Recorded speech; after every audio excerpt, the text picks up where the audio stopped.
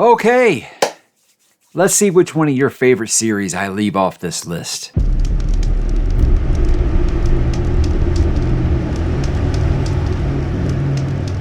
Hey, what's up, bookworms? Mike back with another 2025 preview video. This one is kind of the big one. This is the one where I just tell you all of the new series that I intend to start next year. Now, I like to put this up front is instead of committing to the whole series, what I'm saying is that I will try book number 1. The reason I say that this is in permanent ink is without a doubt, I am trying this series next year. But I only commit to the first book because many a time I've committed to a whole series and had a read-along planned, and then I try book 1 and I say, oh no.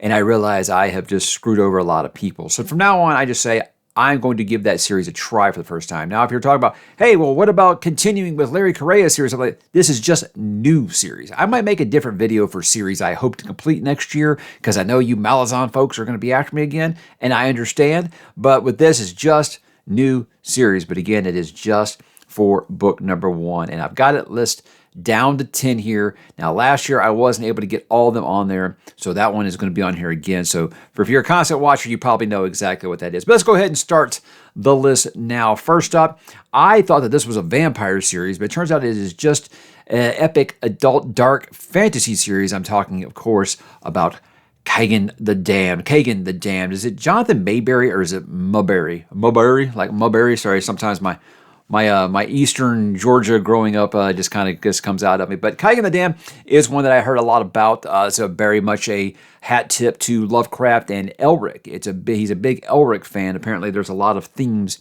of Elric in here. But this is one that I just keep hearing about.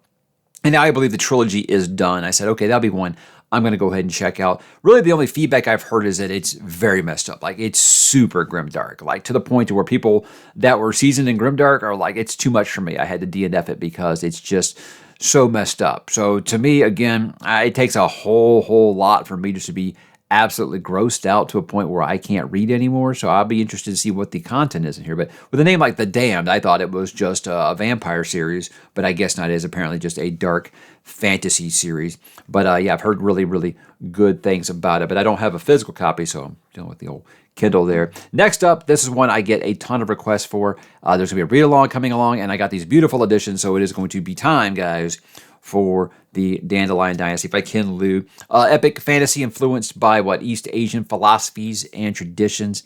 Outside of that, I couldn't really tell you very much about it, except a lot of Song and Ice and Fire fans are all over how they think that I would really dig this series. And it seems like whenever I say that, there's another group of people who be like, I don't think you're going to like it, because of this, and this. And I hear that with just about every new series I start, so it's nothing new. But with this one, I mean, I've heard such mixed things. Some say it's like the greatest series they've ever read.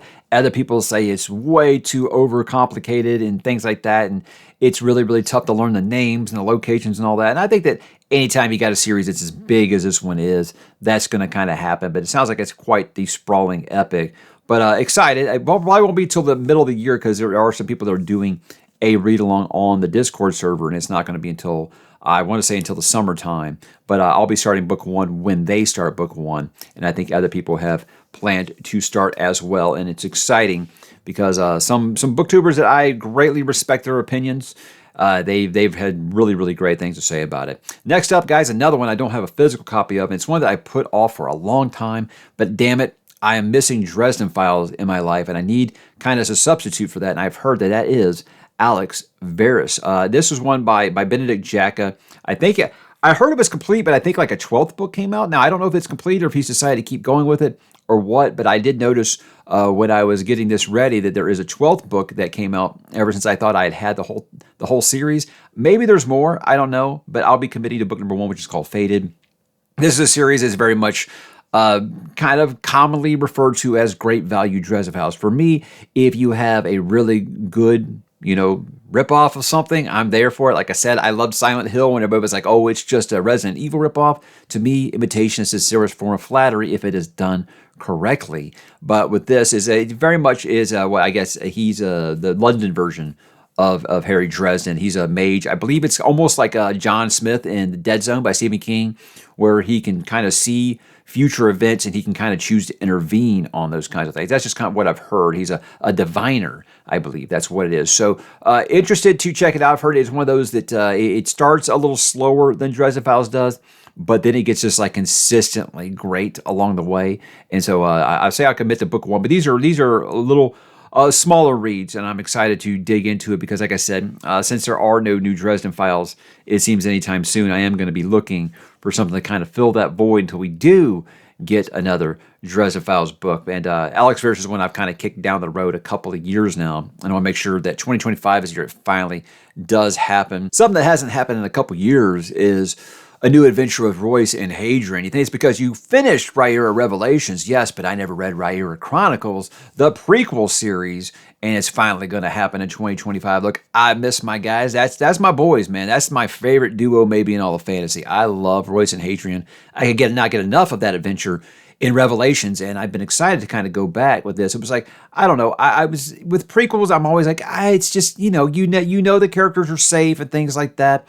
I'll overlook that when it is these two, because these are just two really likable rogue characters that I think that everyone's just going to fall in love with. But this is showing how Royce and Hadrian first got together, how they first team up, how they first met, and they're kind of thrust into these things that they kind of hear briefly mentioned in Revelations. And, you hear kind of like some things about it. This, I feels like, okay, there's a story there, and I want to hear about it. Well, you're going to get to hear about it. Because I think there's 5 of these right now. I believe he wants to write 6. The 5th one just came out. So I said, a good time to start The Crown Tower, I think, in 2025, because Michael J. Sullivan is incredibly consistent. All of his books, whether, they are bangers or not, I feel like you never feel like it's a waste of your time. Like Legends of the First Empire wasn't really what I was looking for, but I think it's just because I just wanted Royce and Hadrian, and I think that when MJS is writing those two, he just does not miss.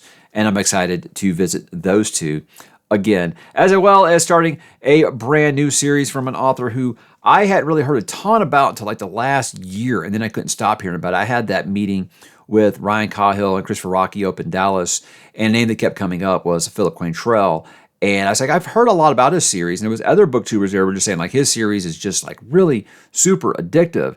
And Philip caught wind of this and said, Mike, would you like me to send you some books? I said, sure. And he sent me his entire series in hardcover. And I'd already planned to start it after that trip, of course. I'm talking about the Echoes Saga by Philip Quantrell. This is book number 1, Rise of the Ranger. This is a series I feel like I haven't heard a ton about. I think he's like the champion of self-pub. Like this guy was Ryan Cahill before Ryan Cahill. He had that kind of success before Ryan did, and pretty much where he's just almost a household name in the fantasy genre now. And I'm excited to check this out because I've heard really, really crazy things about it. I think this is 3 trilogies. So I've got the 9 books. It says 3 trilogies set across hundreds of years with a different cast in each one of the trilogies. But as epic fantasy, I've heard it's very much one of those where it has such a satisfying ending that you'll want to just reread it because it just makes you think back to all of the journey that you just went through. And I'll find out as my journey does begin in 2025, and I am super, super excited to do it. That's one of those because the covers were so beautiful when he sent those to me. I almost said, F it, I'm starting this right now. And a beautiful cover, and an author who will mingle with us commoners will make me want to do that. One more I don't have on physical, and this is mostly because my wife read it, and she wants to talk about it. Now, I read Neal Shusterman last year, and I loved Arc of a Scythe until book 3. Book 3 was just such a letdown. I was like, it's going to take a while before I read some Neal Shusterman again. But then my wife started reading the Unwind series, and she couldn't stop talking about it, and she wanted to talk to me about it. So I said, fine, I'll check out the Unwind series. You can use something. So it's dystopian. It is YA. It's a very, very deep themes from what she's telling me, though. She's like, you're sure this is YA? And I said, I think it's just one of those things because he's written mostly YA. People assume that is what it is, but apparently it's a second civil war is fought over abortion. And then it's like basically teens are harvested for their body parts if they're unwanted by their parents, when they're teenagers. And so it's like, wow, that's messed up. And she just couldn't stop talking about just like how messed up this series is. And she thinks it would be something I'm into. So again, I loved the first book, Scythe. I thought that was amazing. To me, it felt like an extension almost of The Giver. It's a book I really liked. So I dug it so much. And the book 2 was okay. And the book 3 was just like awful. It's going to be one of my worst books of the year, guys. There's a spoiler for you. And again, I felt like there was such a good start. So hopefully, he leans more towards the way that series started and the way it ended, I hope. Or maybe it'll just be something completely different. I'm hoping so. But it sounds like it's obviously you're dealing with a social issue that's something that's a very, very heated conversation. And it's going to get some of that attention. But with me, as long as it's meaningful to the story and it isn't just a way to grind an axe, I'm always down for that, because I think it's one of those things that you try not to think about, but you could see things escalated to that point, and it's interesting to read about how things could go wrong with all of humanity. Now, the one series I talked about that I didn't get to start, and the thing is like I usually, whenever I make one of these videos in Permanent Ink, I start all those series. I had to knock something off the list because I didn't expect a reprint of nothing this year. So I had to knock something off, and that turned out to be The Lotlands by Jonathan French. So I am going to try to get this one on the schedule rather early in 2025, because I feel like I have given it the shaft 2 years in a row now. So I want to make sure I don't kick all these series down the road. I don't want to just be like, forget it, I'm just not going to do it, because I've heard amazing things about this, like half orcs fighting like full bloodied orcs that are supposed to be like, just full on evil and stuff to protect their land, to protect the lands of humanity and stuff like that. For me, it just sounds interesting because two things. First, very grimdark, a lot of bad language, deviants like me dig. But that it has almost like a Sons of Anarchy kind of vibe to it. It has like the gangs, the biker gang. But it's I just want something that's got humans as main characters. That sounds awesome. So half orcs, that sounds like a blast. And this one, it's just, I never meant to neglect it the way that I have. Just one of those things that I had to make room for it, and I never expected to reprints of nothing in 2024, and something had to make room. But no more in 2025. We will be correcting that one. This is an amazing, amazing edition that I got from the author recently for Gunmetal Gods by ℚ𝕦𝕣𝕠𝕜𝕤. This series, I am really not super familiar. I think it's inspired by the Crusade. It's supposed to be very eldritch. It's got djinns and stuff like that in it. It's very, very high magic levels. But this edition is just so amazing. I mean, who isn't going to want to read that, And after thanks to Mill for sending this to me, because it looks so awesome. And I think this series is actually complete, or at least 3 books are out. I don't know if it's a trilogy or if he plans on writing more. But I know that this series is actually like ongoing past the first book. It's just the first book in the Kickstarter just came out. But that really did make me want to move it up my list. But that was one that I was interested in even before I was sent that book, just because I've heard so many things from Lovecraft fans who are like, yeah, I think you dig that. If you really like some good Del Toro, Lovecraftian kind of monsters, I think that would be a series that you really do dig. And I am like trying to support self-published authors a lot more, because I'm starting to feel, honestly, guys, like that's the direction it's going. The traditional publishing, they're not interested in what us 45, 46-year-old guys are digging anymore. We aren't the target demographic anymore. So it feels like self-pub is going to be the way. I think it really is the future. And they're still writing stuff that I want to read as a 46-year-old man. That's stuff that I want to read. I'm not interested in romantasy. I'm glad that you guys like it. I'm glad it's doing well. I'm glad it's getting new people to read that have never read before. And I accept I am not the target demographic there. So self-pub does seem to be the way that I am headed personally. One that I've got just a bazillion recommendations for. And I had actually planned to read it because I had been on Bane's mailing list. And so many people have compared it to Robert E. Howard because, it is a lack of good sword and sorcery out there these days. But Bane had been sending these to me, and I said I was going to wait for the series to be complete. But unfortunately, the author has actually got a terminal illness and will not be completing the series.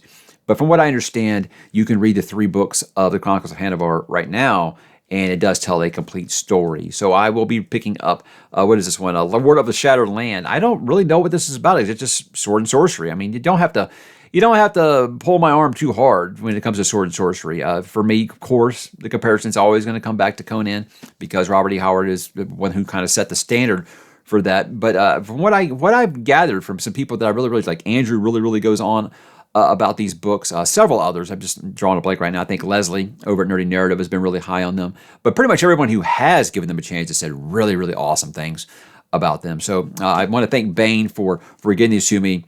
And I'm going to drop a link below, guys. There is a kind of a GoFundMe for Howard Andrew Jones' family. for his illness and stuff like that. If you guys want to support that, obviously, that's something I would encourage to do. And also, if you want to help out the family, hey, pick these books up because they're actually so popular right now. It's getting hard to get them on hardcover. So if you snooze, you lose on that. If you want them on hardcover, it might get kind of difficult because Baen has told me they never expect them to be as popular as they are, so they didn't do very many printings. They don't anticipate doing another printing on hardcover. They're doing them all on paperback now. So if you want to join me for that, I would love to have you. Last one here, and I think it might surprise some people because they know I'm not a very big fan of nautical fantasy. However, I read Life Ship Traders by Robin Hobb, and it's one of my favorite trilogies of all time. And, I would very much say that's nautical fantasy. So I think I'm going to give the Tide Child trilogy a try by R.J. Barker. R.J. Barker is an author I've heard about for so long and haven't really ever gotten into. But Bone Ships sounds really cool, like nautical fantasy. I think they're searching for dragons. The ships are made out of dragon bones or something like that. Not really sure there, but I've heard incredible things about it. The series is complete. I've got this stunning edition from Broken Binding. Yes, why wouldn't I want to read this? Lots of authors that I trust really go on about this. Like John Gwynn's very, very high on the series. I want to say Peter McLean is very, very high on the series. And that for me, that's all I need to hear. So I don't know if this is grimdark or if this is just traditional fantasy or what, but it sounds very original. And I think that's what I kind of need at this point, is not just something that's just going to be regurgitating everything that I've done in the past. For now, I think that's the tint that I'm going with. Do I anticipate anything breaking in? Sure, that can happen. I never expected the Prince of Nothing to get on there in 2024. But, these things can happen. It's unavoidable sometimes. The FOMO will get the best of you, or you'll just say, you know what, the time is right. Why am I putting it off? Hey, you know what? I do what I want. I'm a grown-up, damn it. We can do that from time to time. Right now, I want to make sure I get those. I'm sure the biggest complaint on here is going to be Last King of Oceanard. I know a lot of people were anxious for me to do that, and they thought I was just waiting for the last book to come out, which just did. For me is, this past year, I really burned myself out on some of these super long books. And I said, look, I love Ted Williams. His books are long. His books are very long. And I don't want to commit to doing another fantasy series. His floor is like 800 pages for his books. And again, I think he's an amazing, amazing author. He really is. And he's talented. I want to read Last King of Oceanard because some people have told me it's as good, if not better, than Memory, Sorrow, and Thorn, which is an amazing series in its own right. So I do want to, but that was the toughest cut I had to make, and it really was just because the book's just so damn long. And I wanted to try out some of these new authors. I want to try some self-pub authors. I want to try some smaller authors, and some that just my peers have really, really just gone on and on about how great they are. So that's why I made the choices that I did. So if I left off something that you're really, really anxious about, I do apologize. I am just one man. I do work full-time. I do have young kids.